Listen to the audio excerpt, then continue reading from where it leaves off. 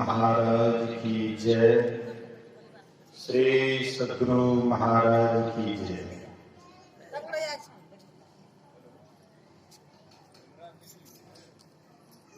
सब बातचीत बंद कर दीजिए। इधर उधर जितना भी मोबाइल से बातचीत करते हैं सबको बंद कर दीजिए और थोड़ी देर के लिए सब आदमी आइए। बोलिए प्रेम से श्री सद्गुरु महाराज की जय। श्री सद्गुरु महाराज की जय। श्री सद्गुरु महाराज की जय। ध्यान मूलम गुरुर्मूर्ति पूजा मूलम गुरुपदम मंत्र मूलम गुरुर्वाक्यम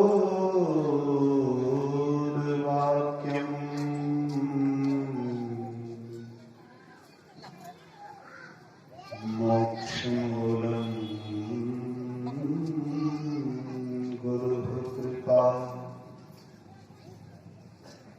धन्य धन्य सद्गुरु सुखदा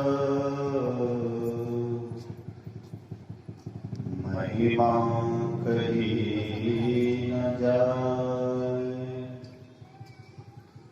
जो कछु कहो तुम्हारी कृपा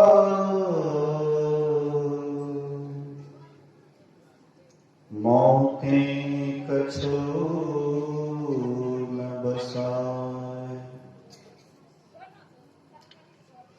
सर्वत्र सर्वदा वर्तमान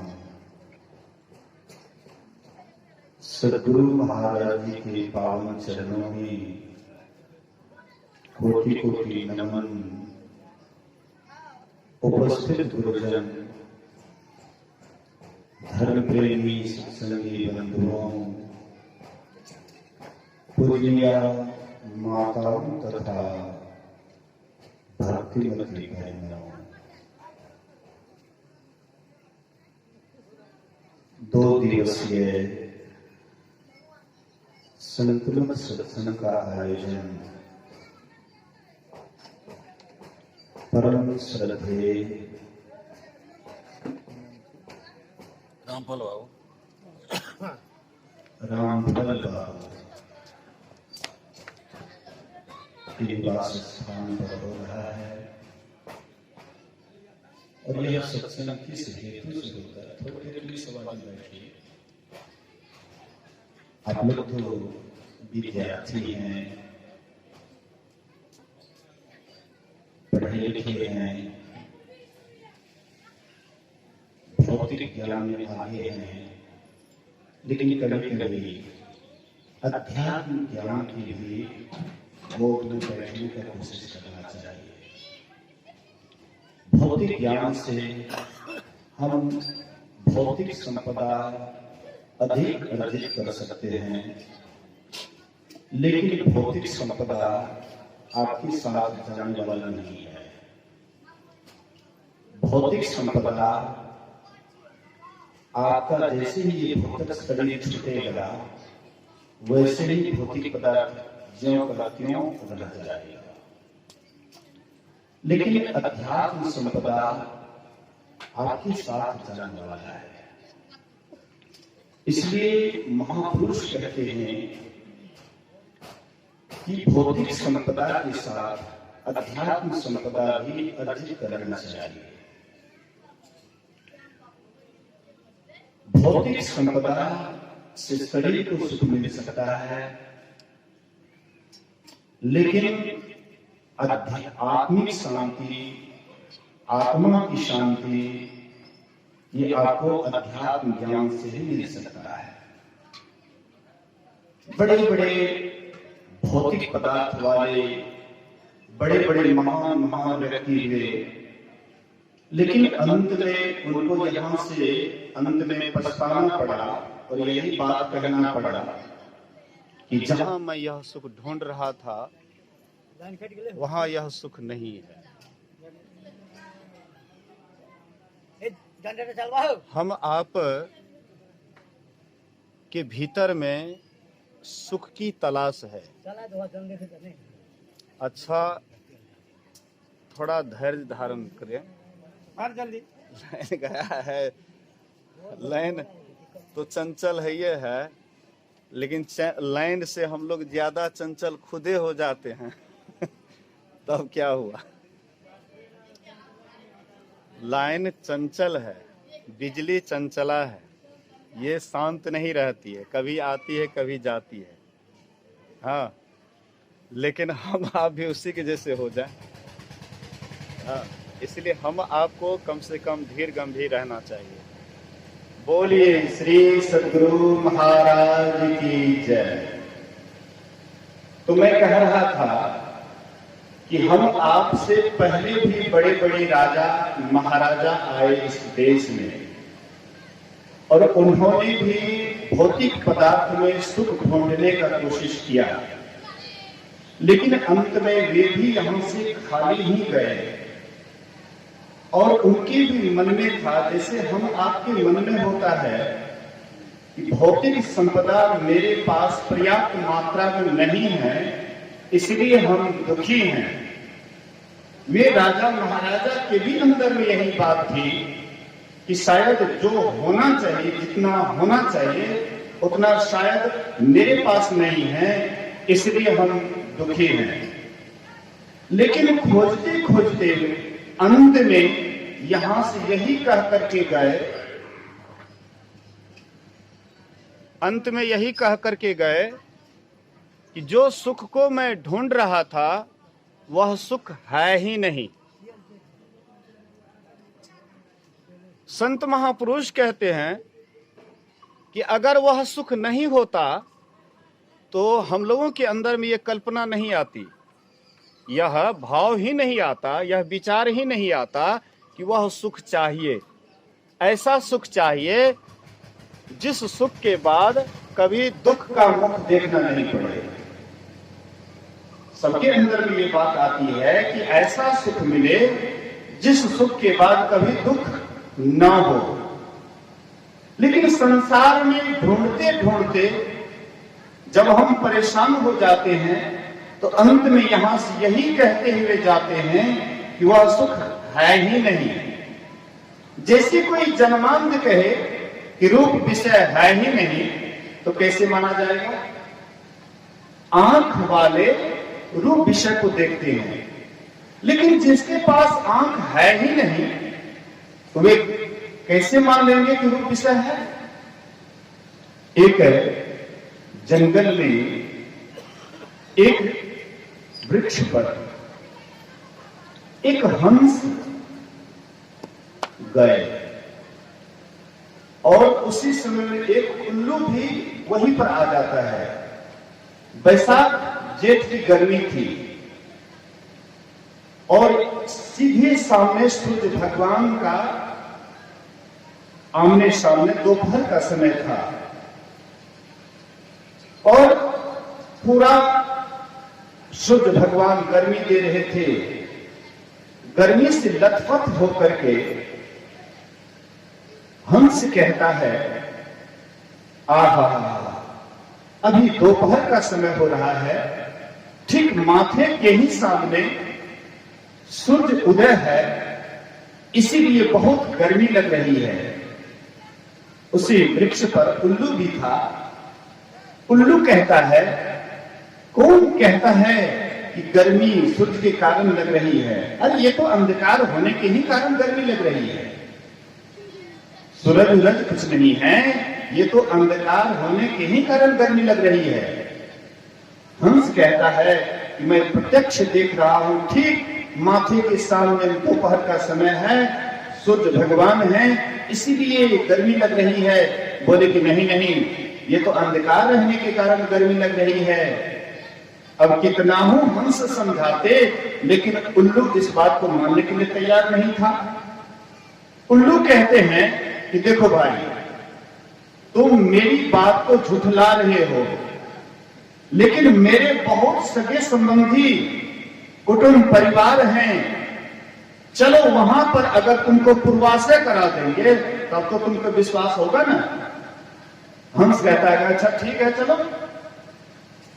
तो वे दोनों साथ होकर के गए जहां पर बहुत उल्लुओं का समुदाय था। बहुत उल्लू एक वृक्ष पर बैठे हुए थे। वहां पर ये हंस को ले गए। अन्य उल्लू से कहते हैं कि देखो भाई, ये हंस कहता है कि सूर्य ठीक माथे के सामने में है, दोपहर का समय है, इसलिए गर्मी लग रही है। तो अन्य उल्लू कहते हैं अरे ये तो सबको गड़बड़ा देगा, इस सबको बहका देगा, इसीलिए इसको पकड़ो, मारो, पछाड़ो, नहीं तो ये सबको खराब कर देगा। आज तक हम लोग जब से जन्म लिए हैं अभी तक हम लोग सूर्य क्या होता है अभी तक नहीं देखे हैं, लेकिन ये तो सबको खराब कर देगा, इसलिए मारो, पछाड़ो, भगाओ।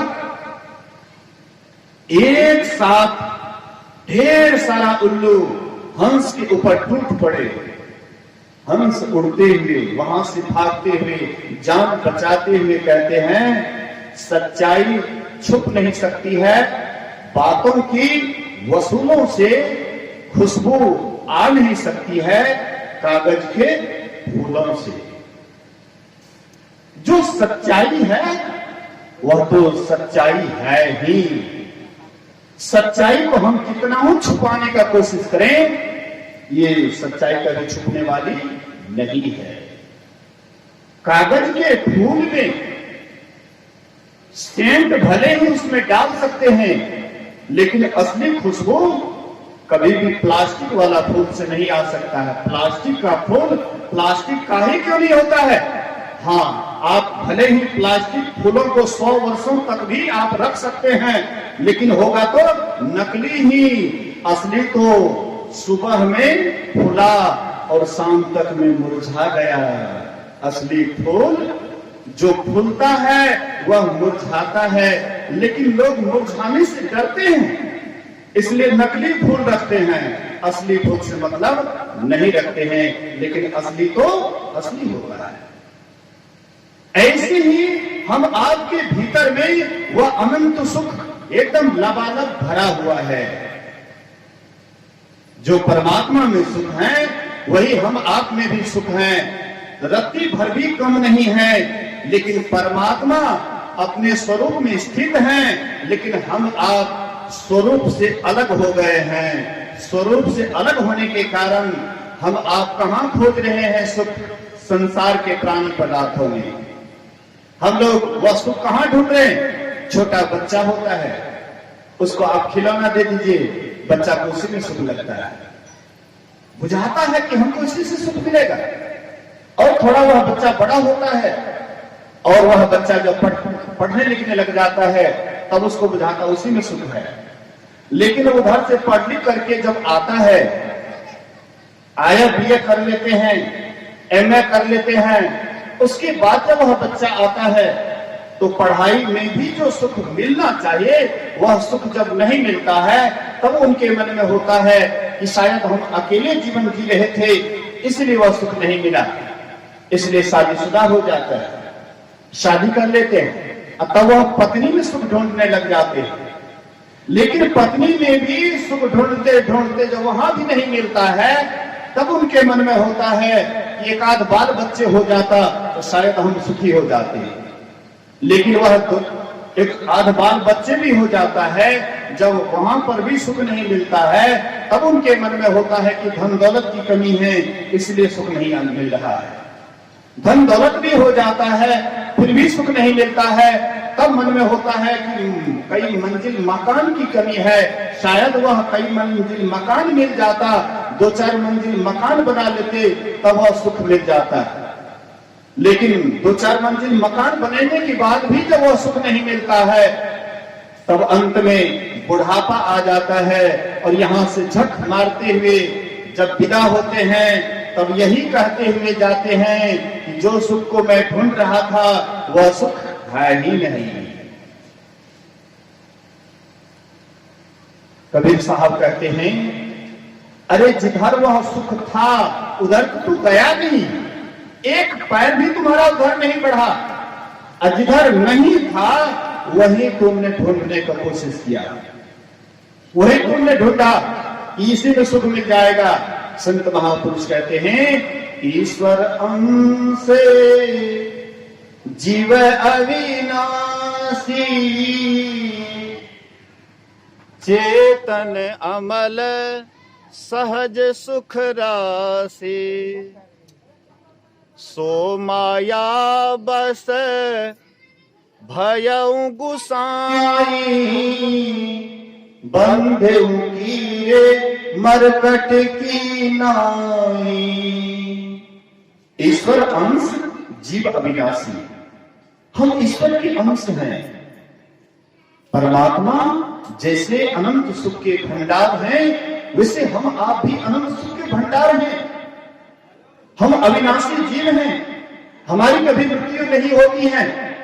हम सदा थे, अभी भी हैं, बाद में भी रहेंगे। हमारे शरीर का नाश होगा, लेकिन शरीर में रहने वाले का नाश नहीं होगा।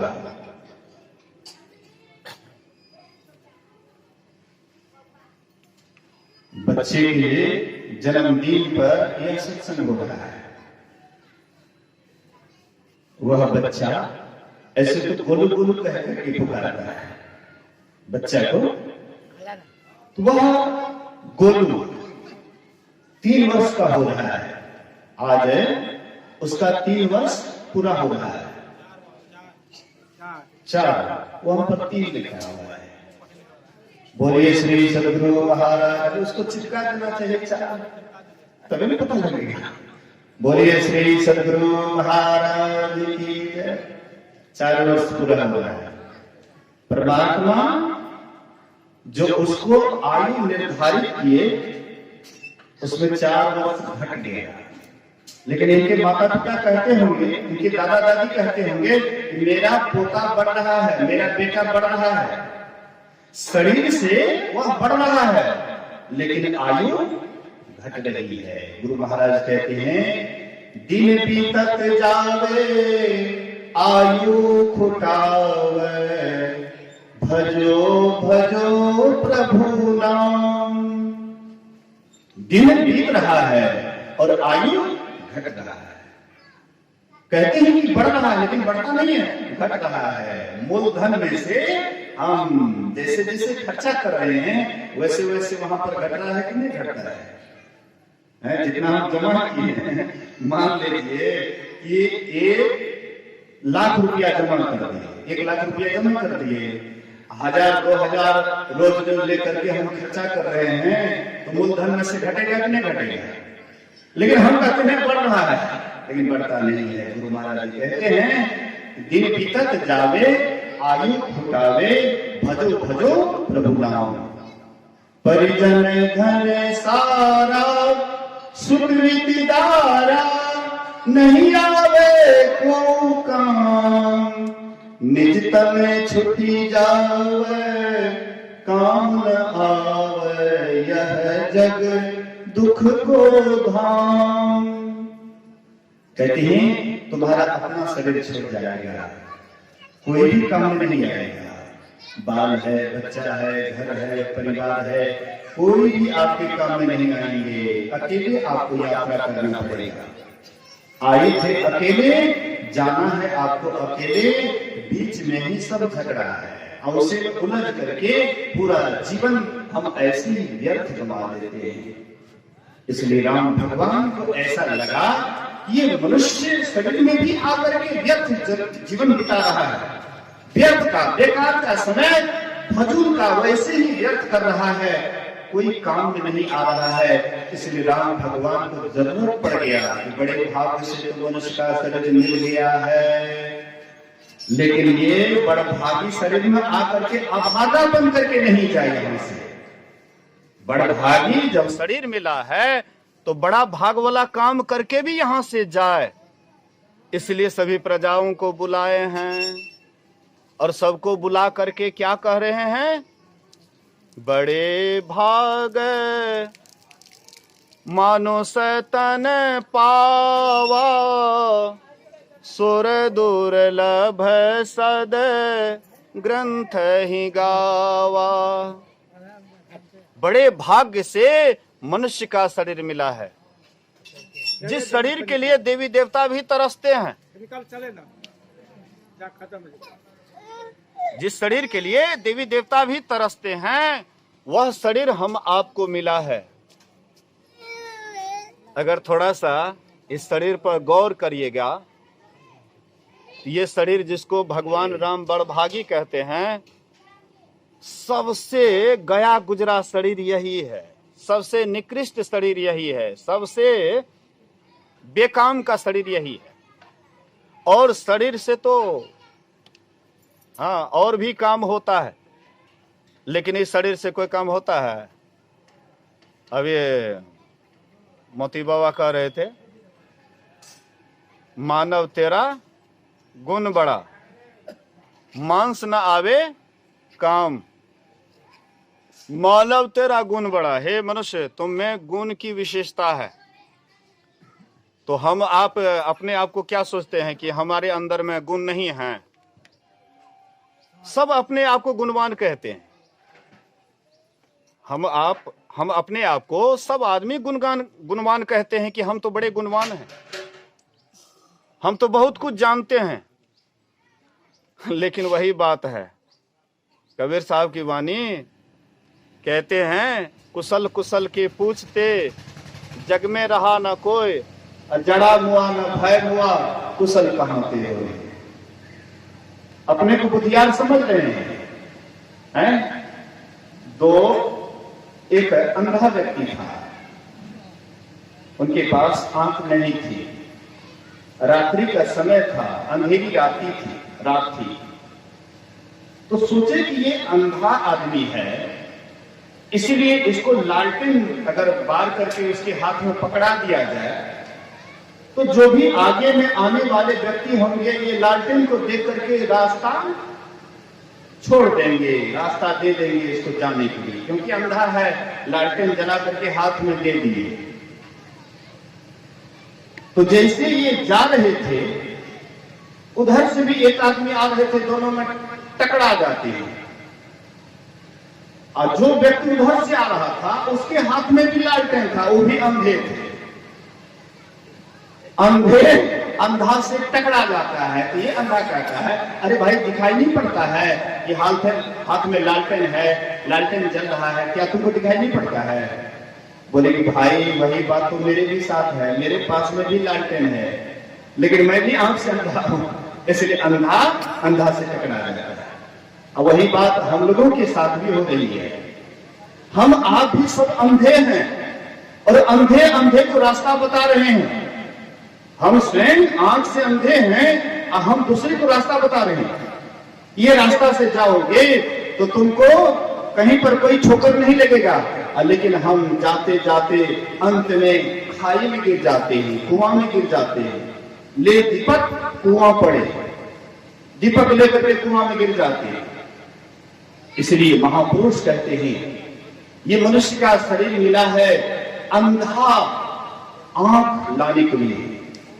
वह आपके पास में आंख है, जिस आंख हो करके, जिस आंख के द्वारा आप अपने आप की पहचान कर सकते हैं और परमात्मा का भी पहचान कर सकते हैं, वह आंख आपके पास में है। इसलिए आप देवता से श्रेष्ठ हैं। ये शरीर कैसा है? सुंदरदास जी महाराज कहते हैं, जा शरीर माही तू अनेक सुख मानी रहियो, ताही को विचार या में कौन बात भली है, मेद मज्जा मांस रग रग में रक्त भरियो, पेट हो बिचारी सी में ठोर ठोर मलो है, मुख हाड़न के मेन ना, हाथ पांव सो सब हाड़न की नली है, सुंदर याही देखी जनी भूले कोई, भीतर बगाड़ बड़ी ऊपर से कली है। ऊपर से देखने में बड़ा चिकन चुनमुन लगता है। एक दूसरे के प्रति ऐसे आकर्षित हो जाते हैं, शरीर सुख में ऐसे आकर्षित हो जाते हैं कि लोग अपने आप को भी भूल जाते हैं कि मैं कौन हूं। ये शरीर देखने में इतना चिकन चुनमुन कैसे लगता है? परमात्मा जब यह शरीर को बनाने लगे तो जितना भी संसार का गंदा चीज है भीतर भर दिए, ऊपर से चमड़ा का प्लास्टर कर दिए। मकान को कहते हैं ना, ईंट सीमेंट बालू वगैरह दे करके कितना बढ़िया से अंदर में कर देता है, ऊपर से प्लास्टर करके रंग टिप कर देता है, कितना सुंदर मकान लगता है। कहते हैं अरे वाह बहुत सुंदर मकान लगता है।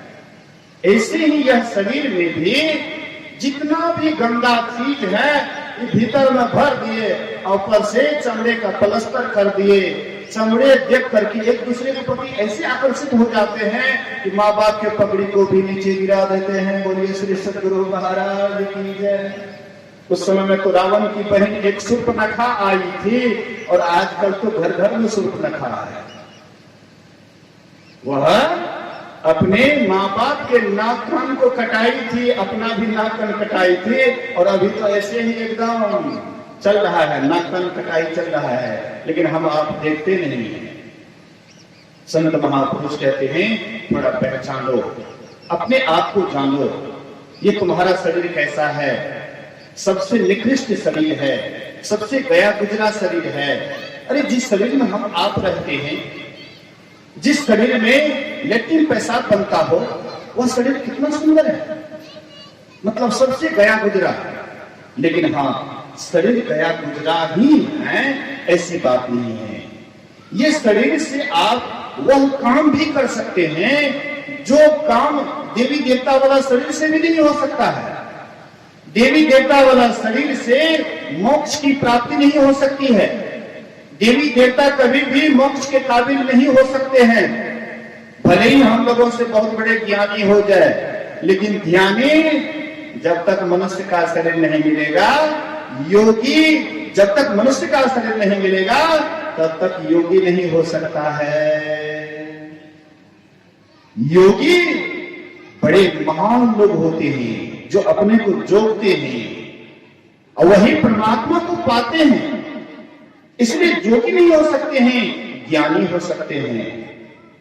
इसलिए संत महापुरुष कहते हैं कि आपको देवता से भी विशेष शरीर मिला है। हमारे अभी मोती बाबा कह रहे थे कि हम लोगों को 5 गुण 5 तत्व वाला शरीर है। देवी देवता को 3 तत्व, कौन कौन 3 तत्व थे? कल के देवता का 3 तत्व है, मनुष्य के 5 तत्व। अच्छा बाद में पूछ ले कौन कौन तत्व है।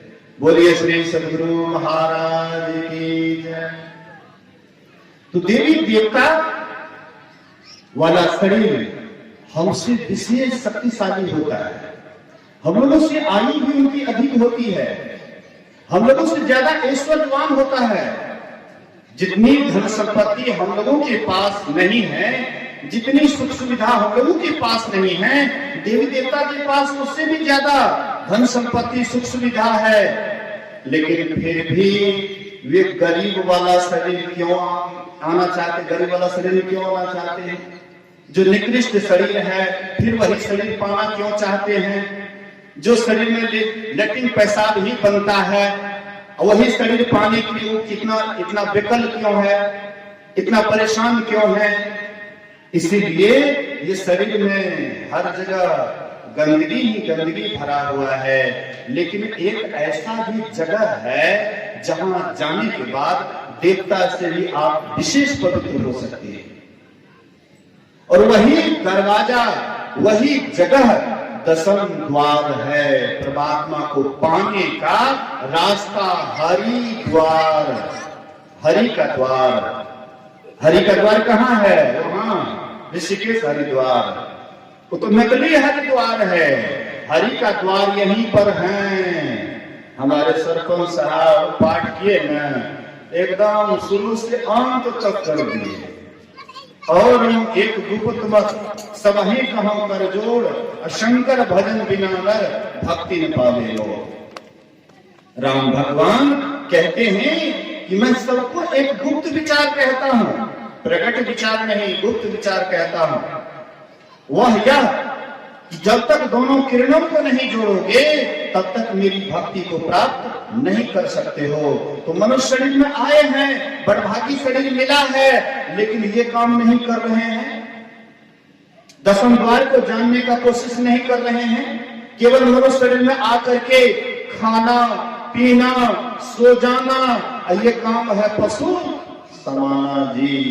फिर मनुष्य देह क्यों धारी, हरि भजन करो सुखकारी। ये खाना पीना सो जाना ये तो पशु के समान है, हमने और पशु में क्या अंतर है। आहार निद्रा भय में थुनंच सामान्य में तत् पशुभिः नराणां ज्ञानं नराणामधिकं विशेषो ज्ञानेन हीनां पशुभिः समानाः। बोलिए श्री सद्गुरु महाराज की। थोड़ा गग के कहै छियै, बच्चों से के नीक लागे छै, चाहे समझे या नहीं समझे, बच्चों से बड़ा बढ़िया से सुन रहल छै। हाँ, संगीत के सब में प्यारा है। हाँ, बच्चों से बैठ गेले है।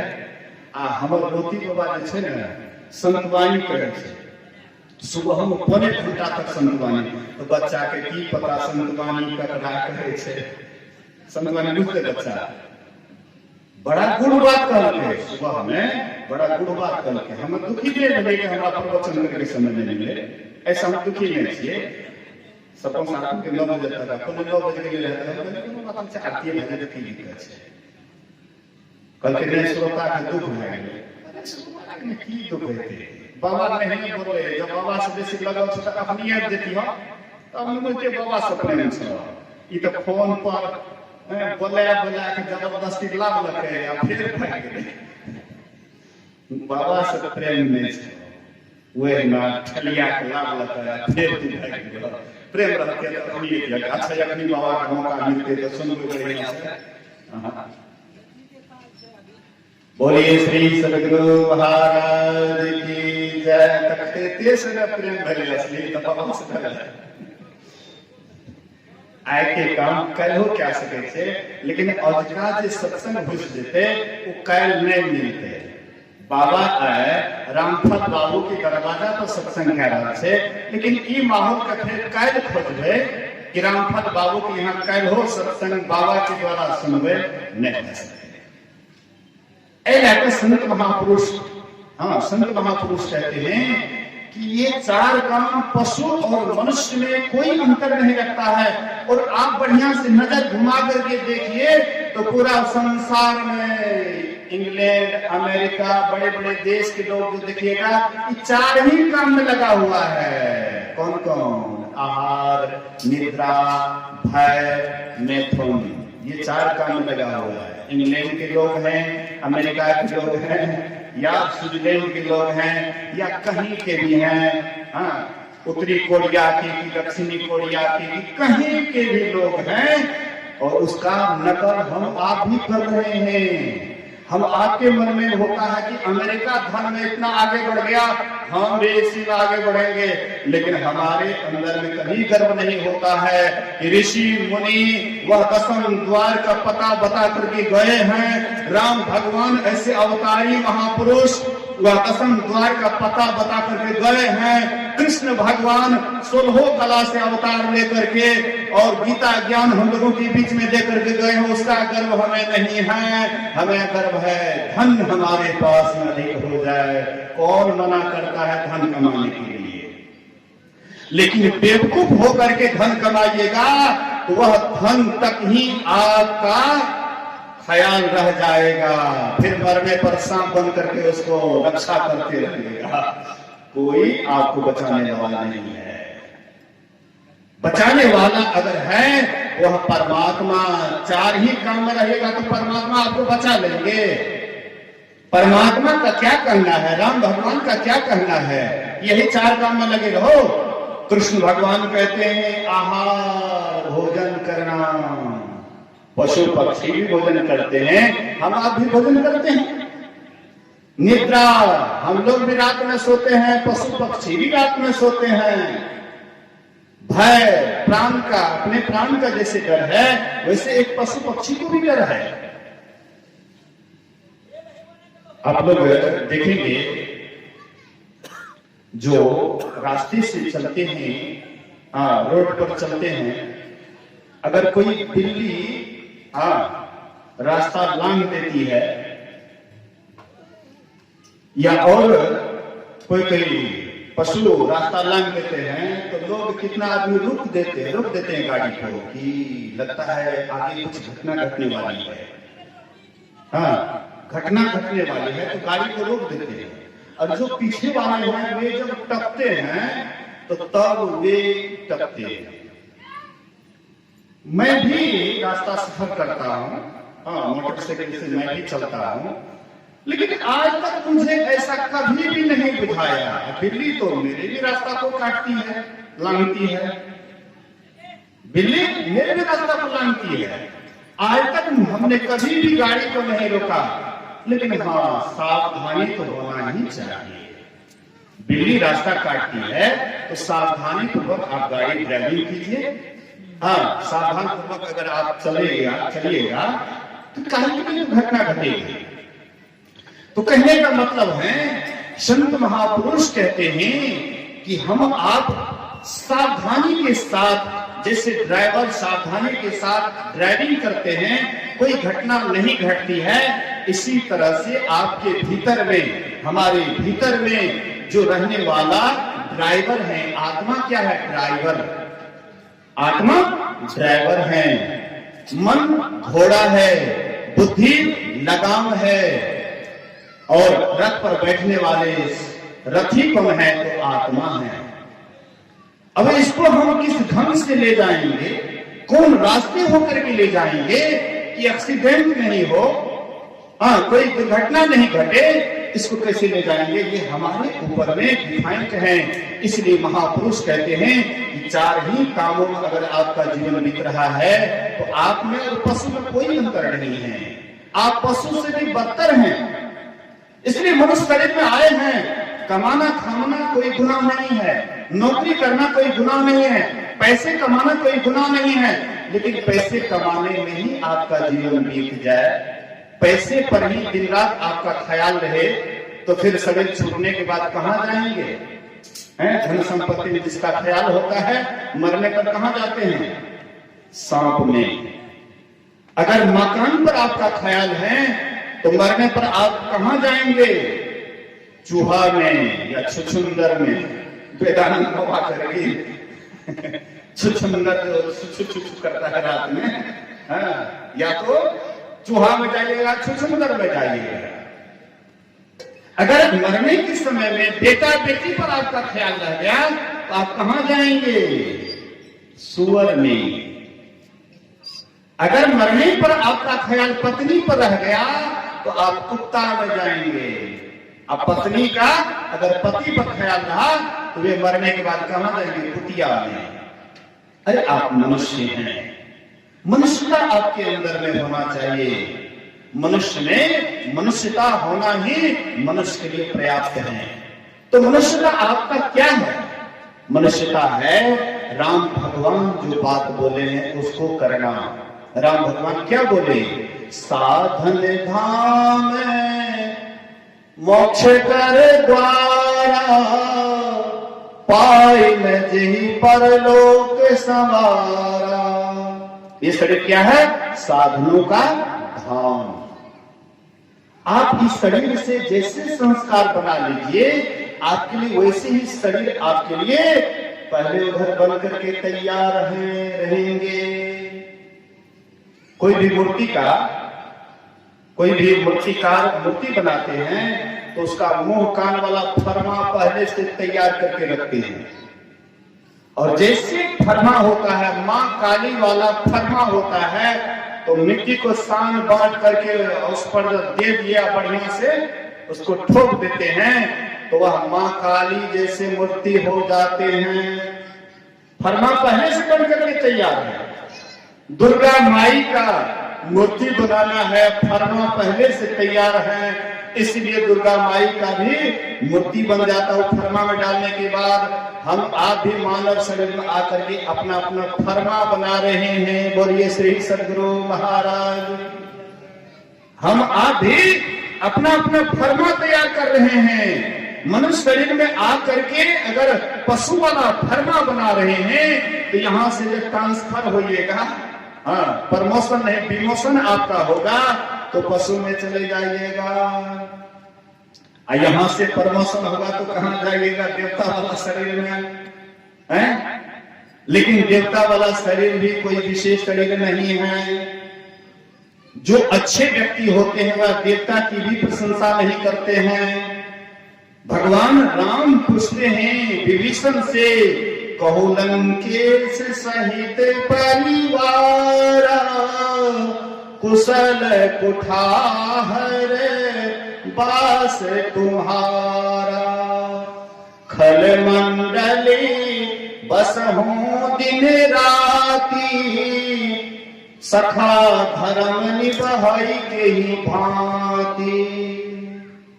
कहते हैं भाई कहो कुशल, तुम जो इतने दुष्टों के बीच में, राक्षसों के बीच में रहते हो, ये तुम्हारा धर्म कैसे निभाता है?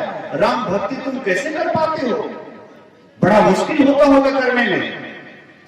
तो ये कहते हैं अब पद देखी कुशल रघुराया, जो तुम्हें किन्हीं जानी जन गाया, तब लग कुशल न जीव कहां, सपने हो मने विश्राम, जब लग भजत न राम कहां, शोक धाम तज काम।